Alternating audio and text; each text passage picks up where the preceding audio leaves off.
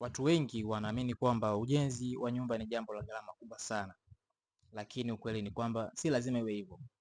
Ujenzi wa nyumba unaweza ukafanyika kwa mipango mizuri, hatua kwa hatua, kulingana na uwezo wa mtu. Ukijenga kwa mipangilio sahihi, ukachagua vifaa vinavyofaa na kutumia wataalamu waaminifu, gharama hupungua kwa kiasi kikubwa. Hivyo basi, ujenzi wa nyumba si ndoto ya watu wenye fedha nyingi pekee, bali ni jambo linalowezekana na kila mtu mwenye nia, nidhamu na mipango mizuri. Leo nimewaletea mjengo huu wa kisasa wenye mpangilio mzuri na unafaa familia ndogo hadi ya kati. Tuanze kuelezea floor plan yake kwa ufupi na kwa uelewa mzuri.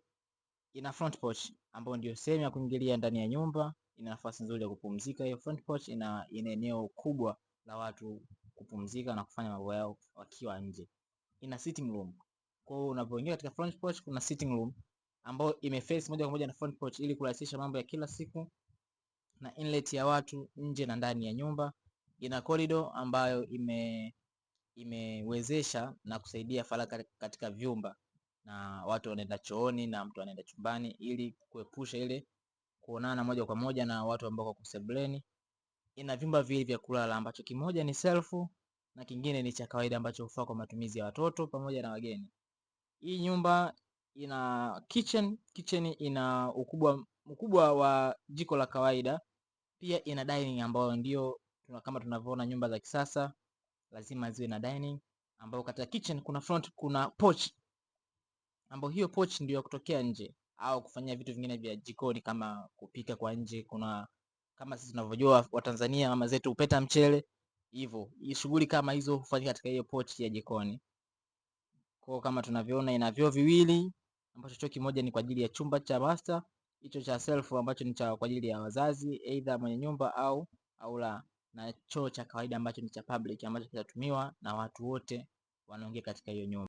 Tukiongelea material iliyotumika katika ujenzi wa nyumba hii nyumba ina jumla ya tofali 1800 za block, na pia ina idadi ya mbao 100 kamili za kenchi na bati 80 za futi 10.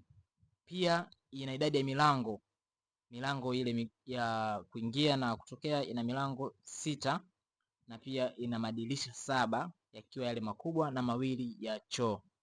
Hivyo basi kama tunavyoona ni material ambayo ni affordable kabisa, na hata wewe pia leo hii unaweza kuanza ujenzi wako kwa nyumba hii kama tunavyoona hapo.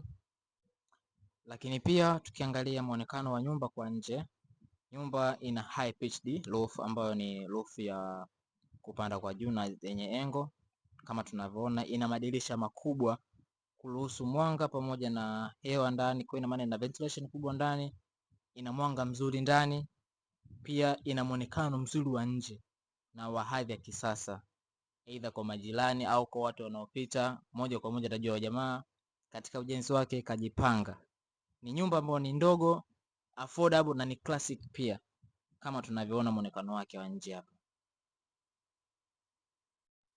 Make sure unafuata peji zetu ambazo zipo katika mitandao yote ya kijamii kwa jina la Ramani Kwanza, ili kupata latest updates kwa ajili ya ramani na design nzuri za mijengo ambazo ni ya kisasa na ni affordable kwa bei ya Watanzania, na pia ni nyumba ambazo ni za hadhi ya juu kabisa.